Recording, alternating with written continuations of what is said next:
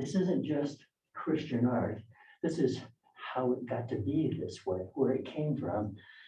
Its ethnic origins, it goes way back. And some very interesting things happened in art in the 2000 years preceding Christ. So very quickly go through them, and we will get to actual Christian art, the original stuff that took place in the sewer. Remember that? In Rome for 100 years. You know what I discovered about that? They've been there and it mostly stinks. And they didn't ever have any services in there. All they did was bury people and commemorate people. But they didn't go and listen to anybody preach. But they still had the pictures. Okay. Hit the first one. Some lights. Okay. Sun's up, right? Ta-da. All right. How far back can we go? And this is a long way back. This is Paleolithic cave art. And this one is from Lascaux in France. Date 30,000 BC. The reason I show you this is this figure right here. Is that a human? What do you think? One of us? Here's what's to me, I'll interject here. What's interesting about this is a human's body, arms, legs, everything. It's got a bird's head. It's zoomorphic. Early art from the very beginning was us and nature and animals. Next.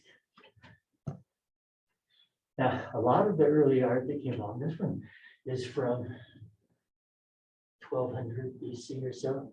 It's in Ireland. And these circles right here, which we find all over art everywhere to the present, only mean one thing: the motion into the earth, the spirals into the earth. Next. All right, civilizations.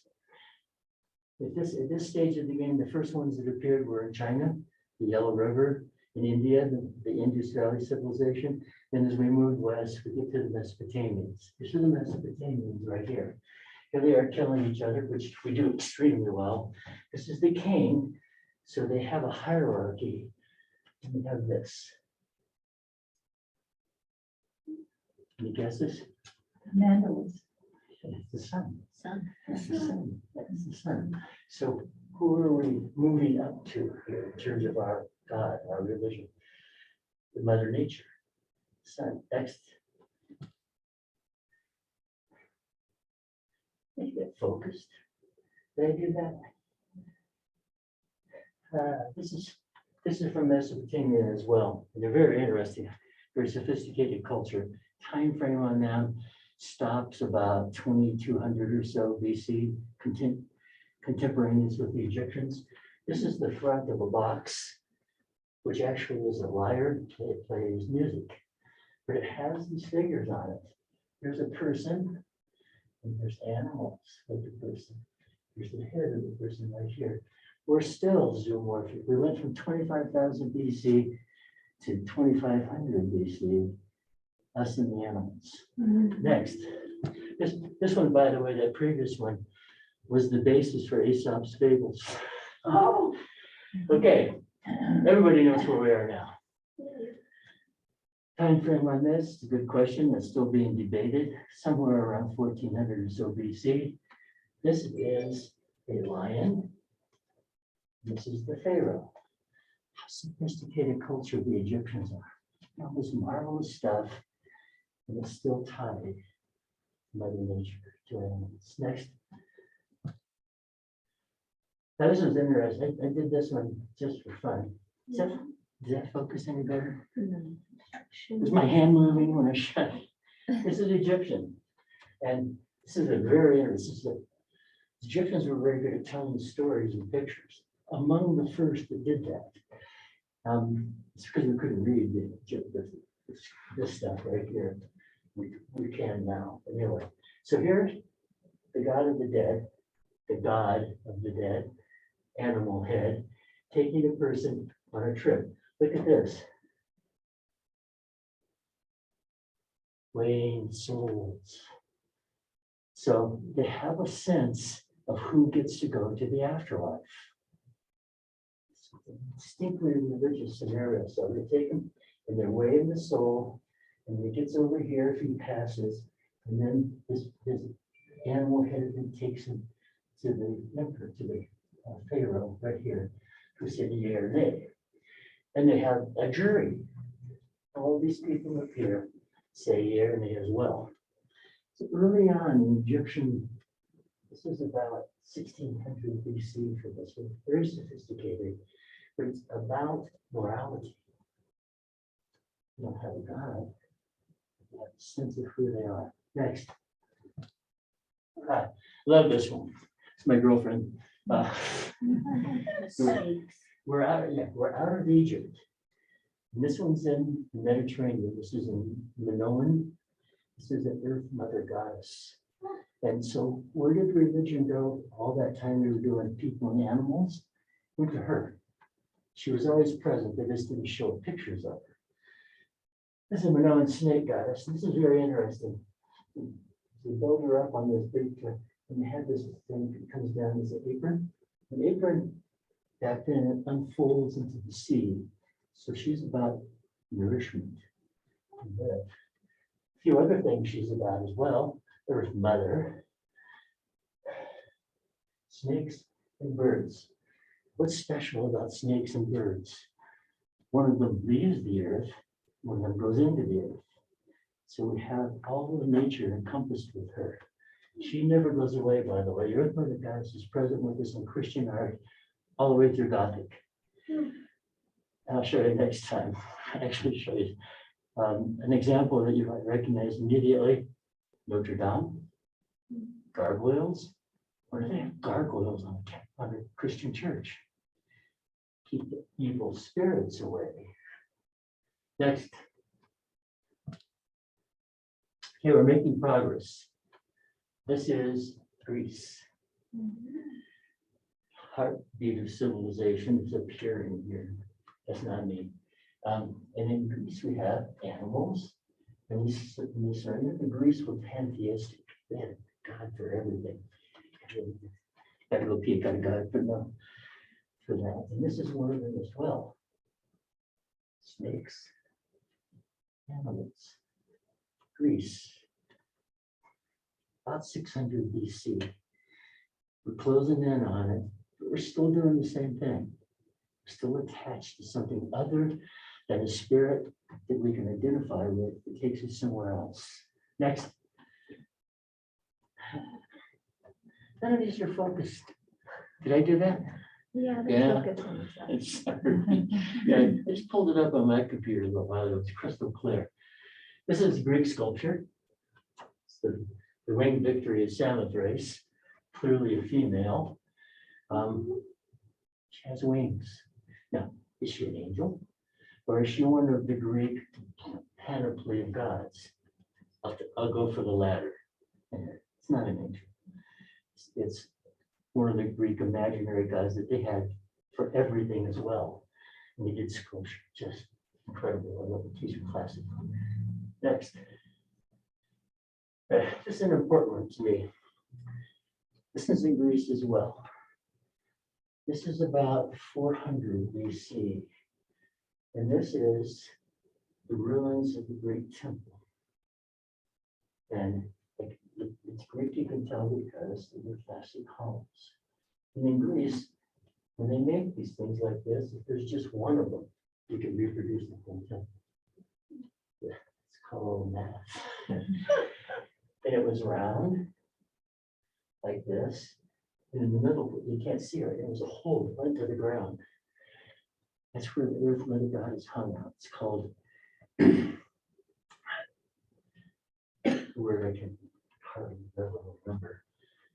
Omphalos, Greek word for center of life, where it all came from. Omphalos.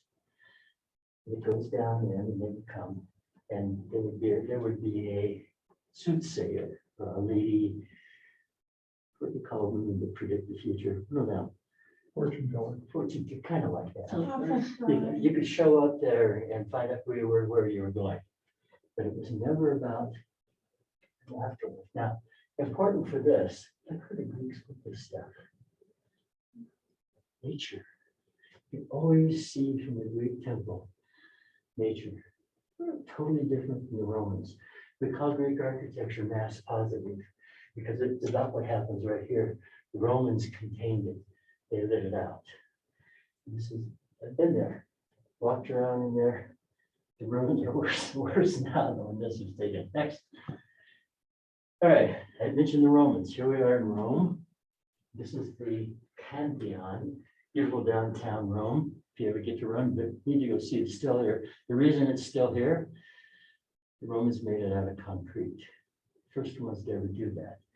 But you can see in here, you can't see well, all pictures of Greek gods, multitudes of them. So were they interested in religion? Yes. Were they interested in any kind of spirituality that worked? No. This is an extraordinary piece of architecture. Got to go there when you go to Rome too. Next. Okay. Difference. Big difference. I got to talk for a second about this. This one is incredibly important. In the 19th century, late part of the 19th century, excavations, just excavating Egypt. You got that much dirt, it takes forever to get. In the Middle East as well, up the Euphrates desert ruins. And one of the ruins is called Dura Europos. Can go east from Baghdad, 100 miles south in the middle of nowhere. Found these marvelous ruins. It was a Jewish church. Jewish church. Are Jews famous for pictorial representations of their religion? Nada. Where Europos had pictures. And this one is extremely telling. This is the first time this ever appears visually. We don't know how Christ looked like. And if you didn't ever believe about Moses, this should convince you. Here's Moses. Here's the bad guys from Egypt. Here's the good guys on the other bank. What are these?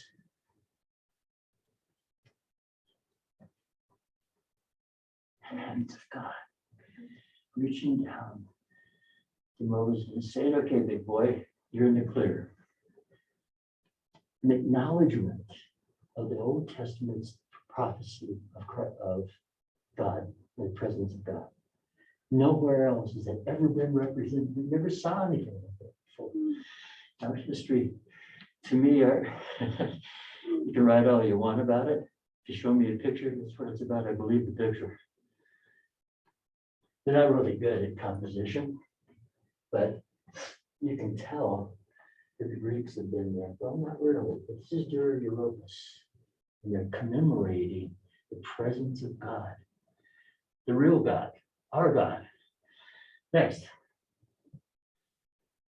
Okay. Now, back in Rome, Constantine, remember that guy? Constantinople? Fairly enlightened, or did he just see the handwriting on the wall? Or maybe the handwriting from the sewer? And he makes Christianity the official religion of the West. God appears legally now. You have to go to church in the sewer, go upstairs. And so what happens with that is, and look at this. There's actually 4 of them. Matthew, Mark, Luke, and John all have animal presences. Everyone, one's a goat, one's a bull, one's a voice reader, one's a witch. And this is Byzantine. And it's in one of the churches in Constantinople, time frame AD. Christ has appeared. It's taken 300 years to recognize him. And in art as well, but it started a little bit earlier. So I'll get to it a little bit earlier here in a minute. This is, in terms of art history, extremely Roman in design, the figures, and the way they're organized and where they're placed. Yeah, not hard to tell this Christian. What's the primary thing you see? The cross. And a halo. Who would this guy be?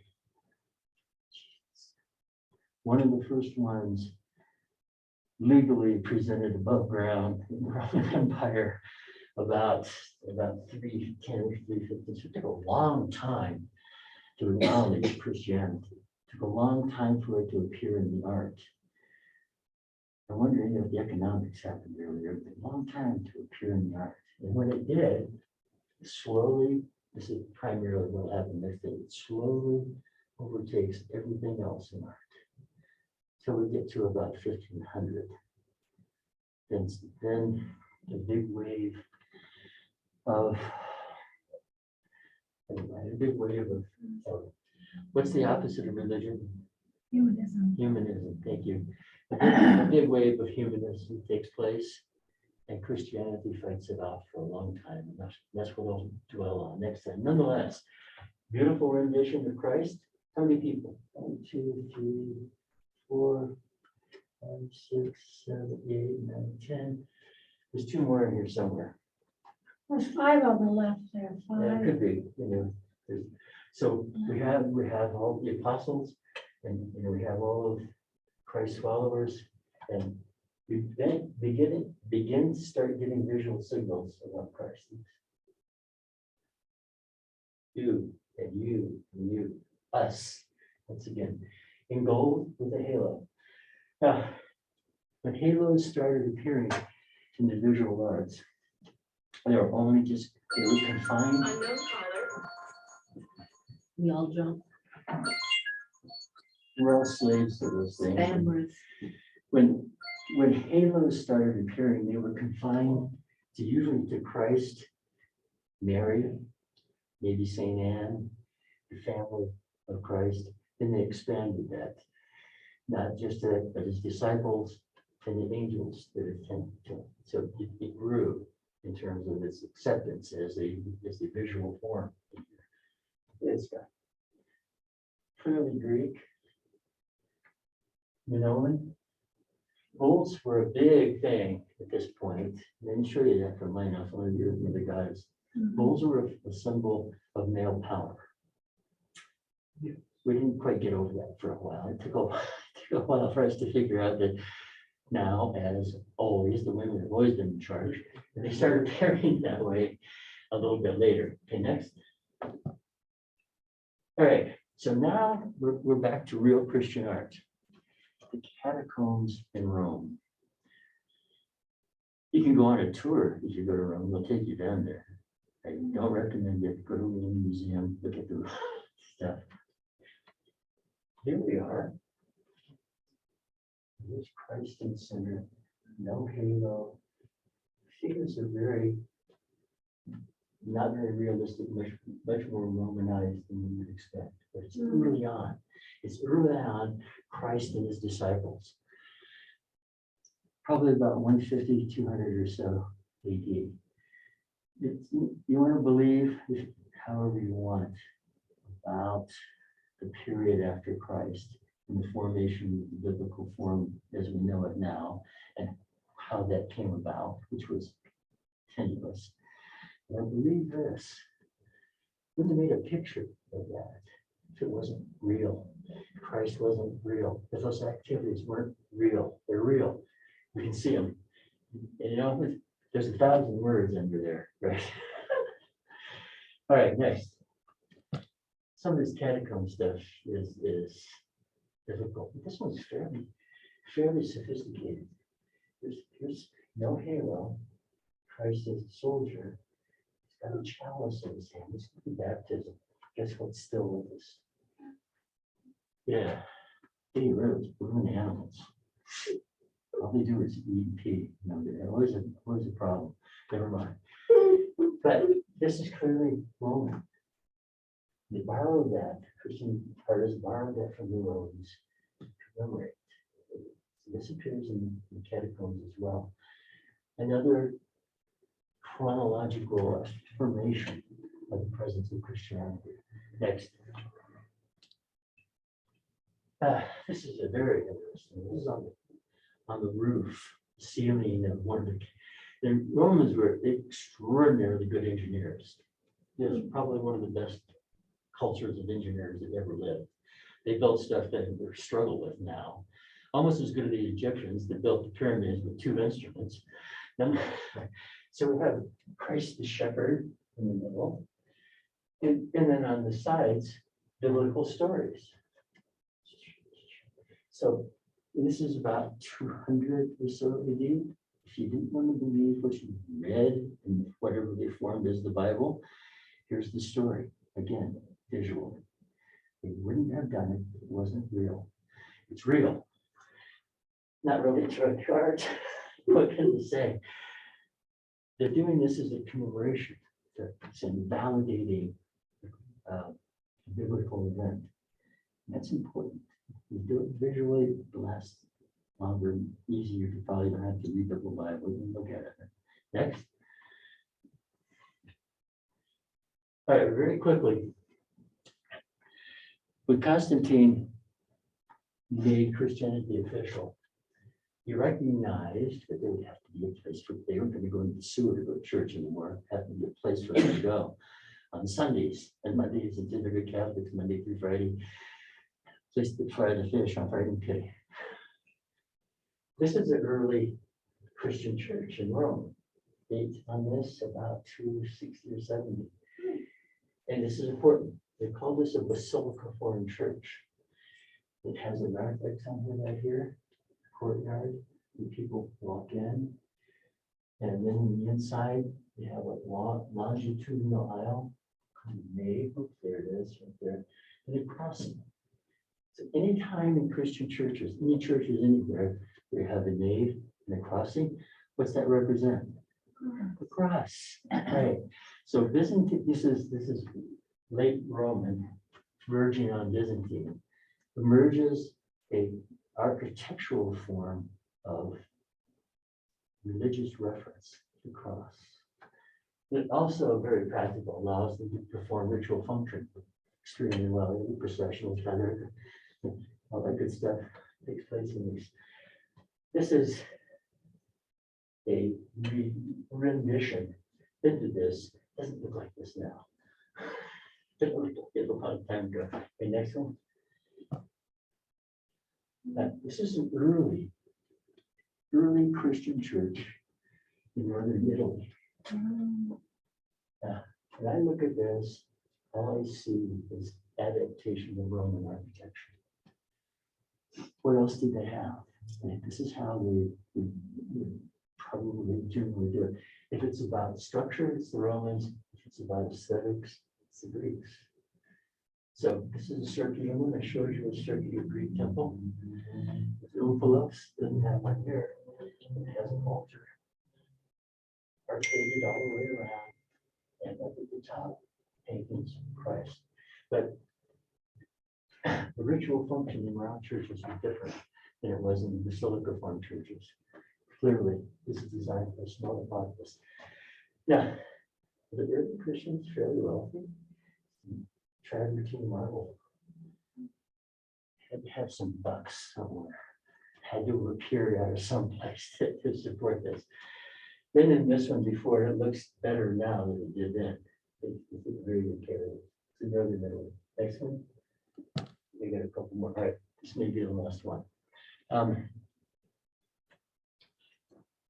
One of the later Christian churches actually was a beneficiary of sculpture. So we have painting, which I showed you in the catacombs. We have architecture, which I showed you the basic church of, and we have sculpture. If you look even remotely, fairly closely at this, what are you looking at?